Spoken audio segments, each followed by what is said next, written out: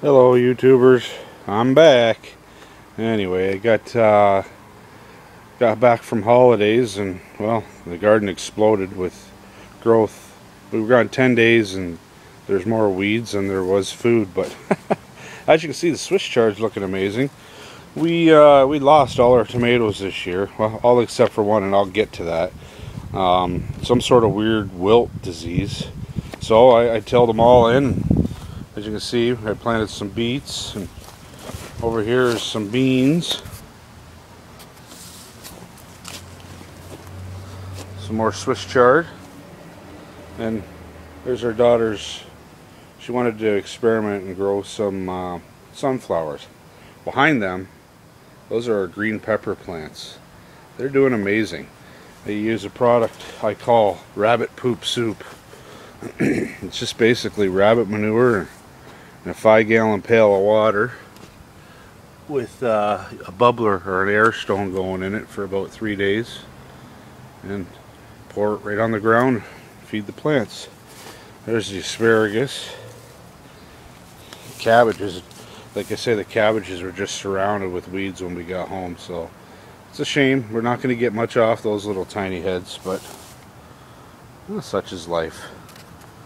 We'll get over to garden number 2 and I'll catch up to you over there. Well, the garlic's gone.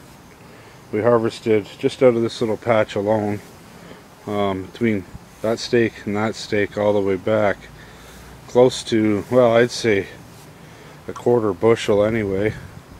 But that's the one tomato plant right there that lived. I'm not sure what they are.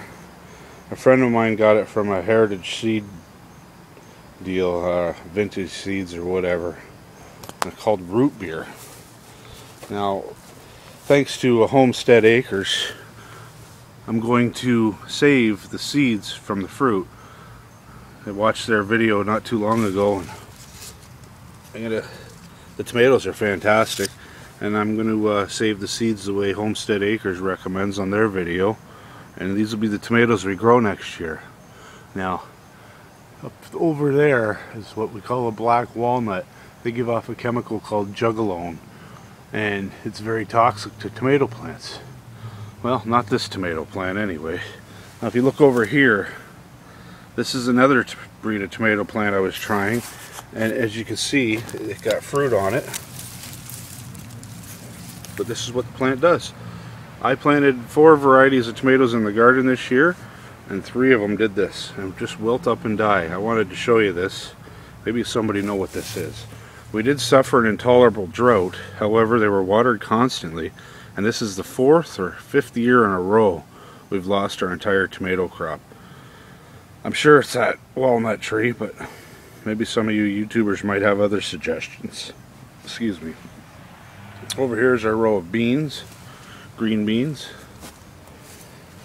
celery. That's Brussels sprouts. This here was bok choy. I let it go to seed. We're going to harvest the seed and we'll have fresh bok choy next year. More green beans. And there's a little tiny pot of Swiss chard here that I experimented. This is in a clay pot, buried right in the ground.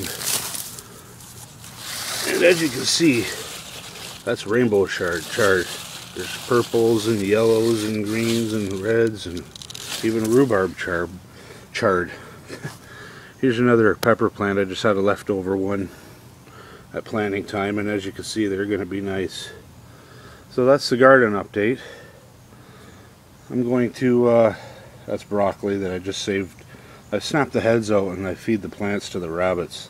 They sure do like them. But I'm going to go ahead and stop this video, and I'll get on to a rabbit and chicken update.